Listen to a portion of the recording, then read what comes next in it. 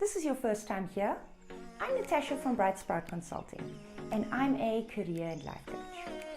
My goal is to help individuals feel more confident in the world of work and just in life in general.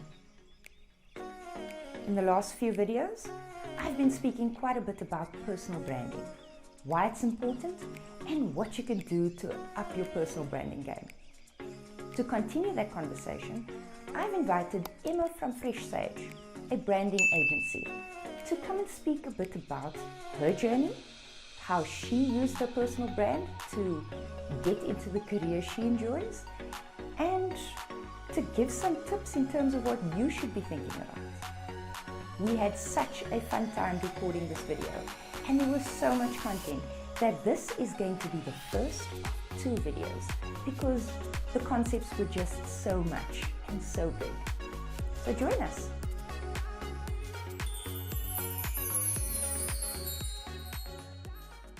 You know, Natasha, I'm really excited to chat to you about personal branding today because I know that it's a topic that's really close to my heart as a brander, obviously. So having a branding agency, I focus quite a bit around helping people create their own brand around who they are. But deeper than that, personal branding's been part of my journey and part of me trying to figure out who I am and what my space in the world is. So I find that a lot of people struggle with that, and they struggle to figure out how they should be positioning themselves or what even makes them unique and different. So yeah, it's going to be interesting to chat to you today about the people that you deal with, and especially as people are trying to build a successful career, figuring out what makes you unique and different and what that personal brand is pretty critical. Absolutely. See, this is why I wanted to chat to you and to bring you onto my platform, because you've been pivotal in helping me unpack what my brand should look like based on who I believe I am. So I thought that others could benefit from understanding what my journeys look like and how you've helped with that and what kind of things they could potentially do at home to understand their own brand and put it out into the world. Absolutely. In your opinion, as a brander, somebody that does this for a living, why should people care about their personal brand? That's a good question. Okay. So a lot of people think that personal branding is reserved for the likes of Elon Musk. I always pull his name out the hat when I think about a personal brand, because when you're thinking about Tesla, you're not thinking about the Dagger tea. You're thinking about the person behind Tesla, and you're thinking about Elon Musk, and you're thinking about the fact that, you know, he wants to go to space and he has this incredible mission. And that's what you buy into. Okay, maybe a little bit about, you know, because it's an electronic car and it's saving the planet for sure. But his entrepreneurial journey is way more interesting. And I think it's probably what sparked a lot of people wanting to actually buy the Tesla in the first place. So a lot of people think personal branding is awesome, but it's for those big people up there and out of reach, right? But it isn't. So personal branding is something that is wherever you are in your career or journey, whether you have a business or you don't, your personal brand is what sets you apart from somebody else. So it's in all of us. We all have our own personal brand, whether we're consciously aware of it or not. And that is what is sort of what our boss or company or friends connect with. So, like, if I think back to my own personal brand and my own journey, I didn't discover my personal brand at the age of 2.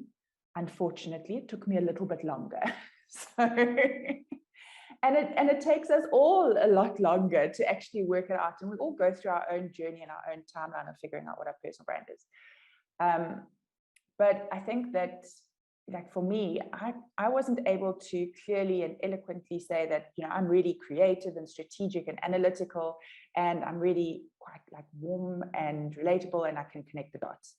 No, I was just me, and I couldn't tell you what made me different from other people. I was just focused on climbing my way up the corporate ladder, as most Gen Xers are. And yes, I am dating myself. So climbing my way up the corporate ladder, and I'd look around at some of the people, those superstars, which I'm sure you've also looked around at, and you're like, well, I was looking at them saying, why are they so different from me?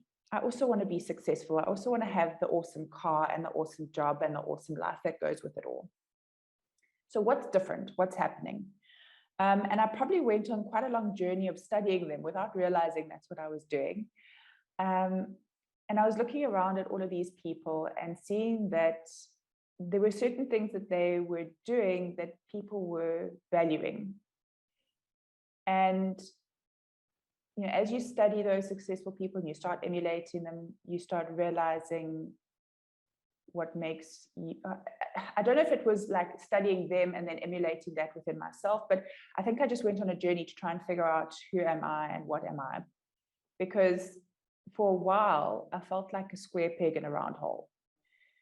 And, corporate is exciting and awesome, but if you don't slot into the mold of exactly what corporate is expecting from you, then it's a very uncomfortable experience.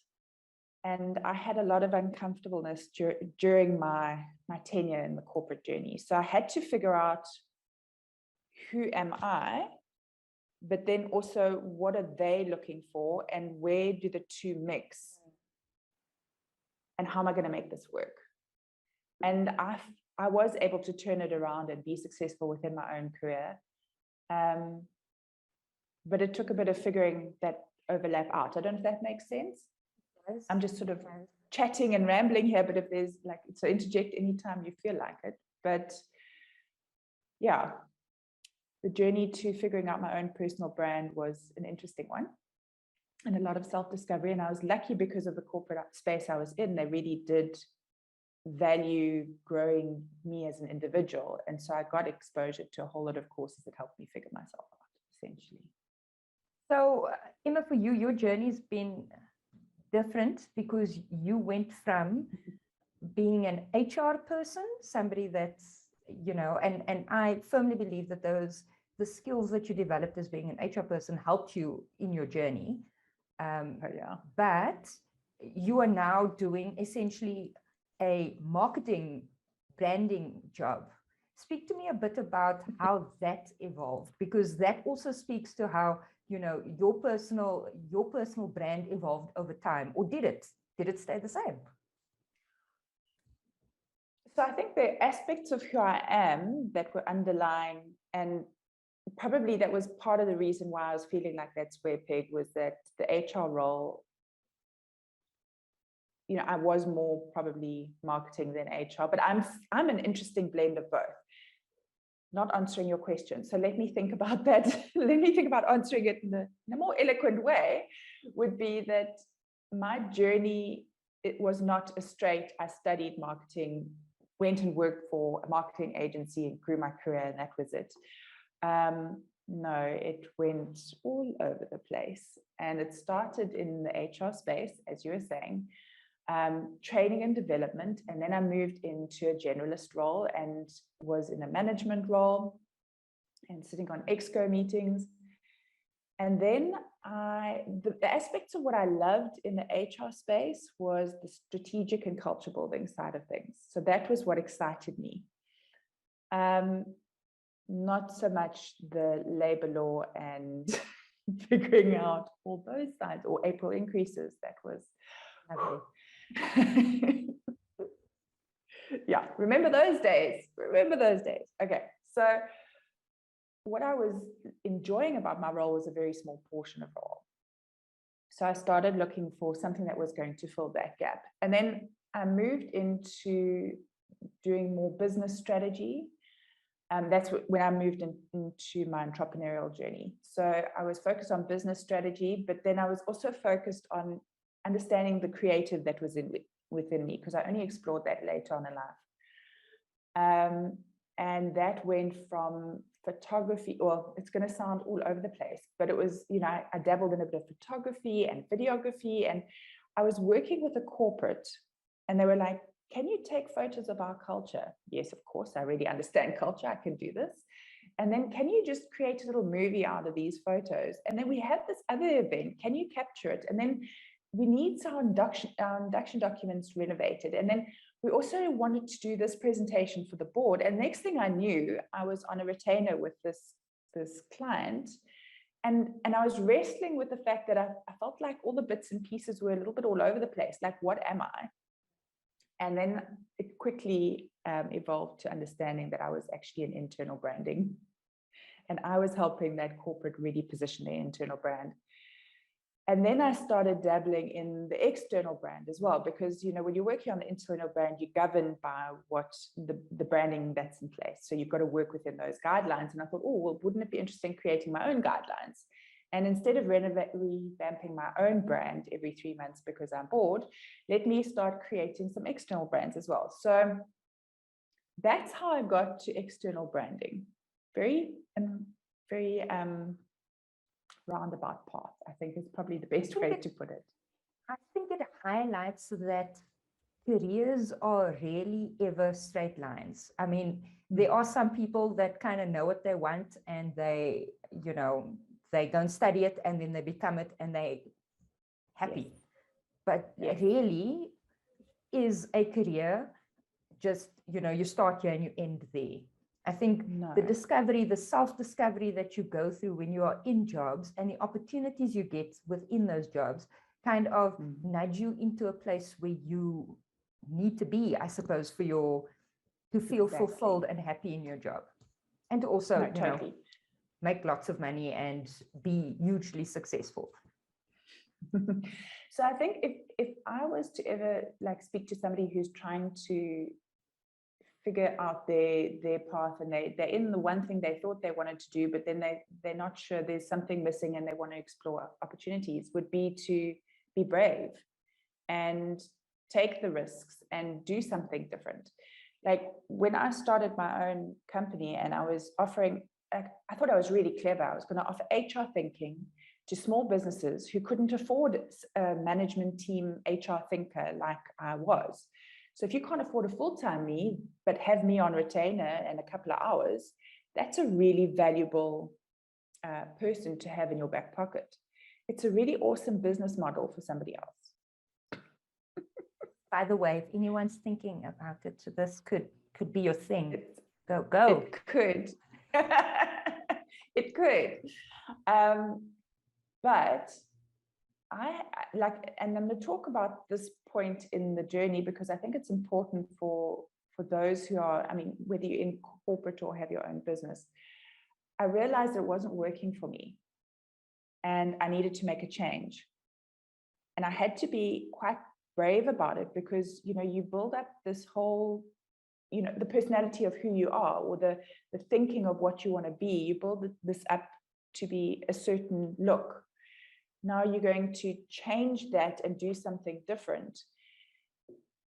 It's scary sometimes, but those changes I've made in my career have been the best changes. It's gotten me to where I am doing what I love. So, if I hadn't been a little bit courageous and brave and taken the steps that I needed to, I wouldn't be where I am today. Why did you take those steps? Because, you may be a superstar at work and you get offered many different opportunities. How do you know which is the right one for you? Ooh. So I guess this comes back to where our conversation started, and that was around using your personal brand to really get successful in your career. The way you know if it's the right one for you is when it aligns with who you are. So an example of that would be our conversation around the April increases. when I was looking around at the next step in the career, or the next rung up the ladder, I was looking around at all my colleagues who have bigger portfolios. And I was just like, this is just more people, more stress. And I'm not really doing more of the things I want to be doing.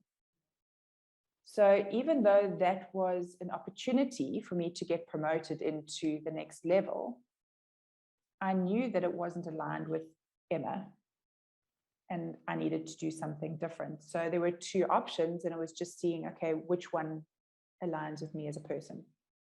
But I guess those are things that sort of happen further down in the career, right?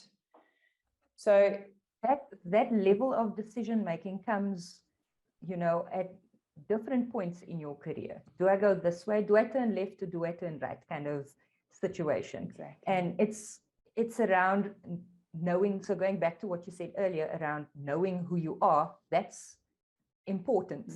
Because if you don't know that upfront, you may make a decision that isn't consistent with who you are as an individual.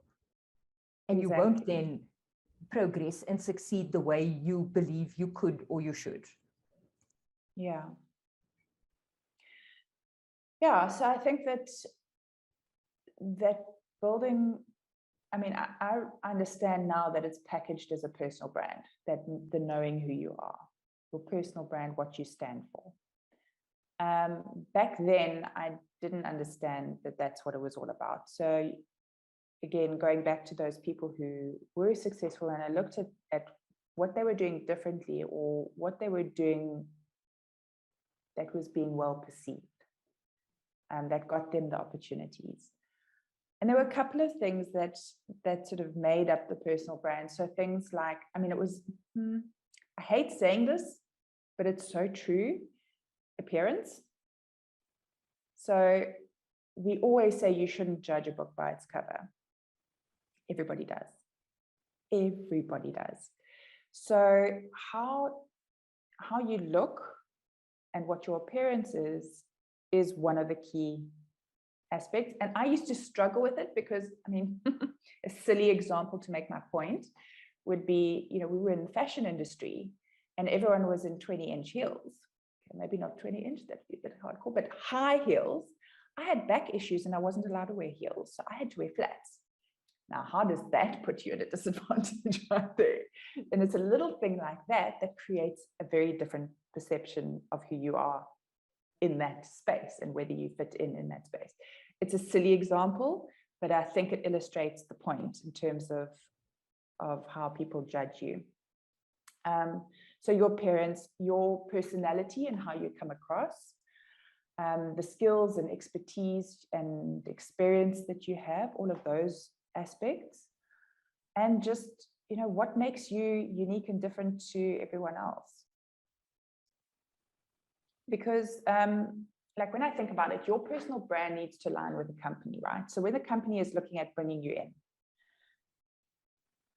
and they are interviewing you, they want to know, are you going to be a good representation of our brand? So they're going to look at those factors that I was talking about to see, do you fit in here? Are you going to be the right, I don't know, what's the right word? Are you going to be the person who, like if we put you in touch with customers or somebody else representing our brand, do you represent our brand well? So that's like when you're being interviewed in the beginning part of your journey, that's what companies are looking for. I agree. So, there's lots of people that have gone and studied the same degree as you, lots of people that have similar working experiences. What companies look for is more than just that. They're looking for someone that will fit into what they are trying to create. Exactly. So it doesn't surprise me that people, that companies would then go and look at more than just what's on your CV, more than just your degree, the experience that you've had previously, the skills that you come in with. It's more than that when they're looking at an applicant. And it's important to know that going in, because, you You can have all of the things and still be regretted and not understand why. I mean, I often get that question. I don't understand why I didn't get this job because, you know, I have everything that's on the brief. I meet all of the requirements. There are more than just what's on paper that they are looking at. And this is why having a personal brand for me is something that I wish I had known earlier, because I thought it was important to just tick all the boxes that they say on the job adverts. So I've met the requirements. Why am I not getting the job of my dreams? And it's like, have you gone and understood what they're looking for in an individual that works here? And do you meet that brief? Thanks for watching till the end. I hope you got some valuable insight into your own personal brand based on the conversation that Emma and I have had. Join us tomorrow where we continue our conversation on personal branding and how you can use it to maximize your opportunities in the world of work. As mentioned earlier, I am a career and life coach. If you are looking for someone to just help you craft your personal brand, then reach out. All of my details will be in the description box below.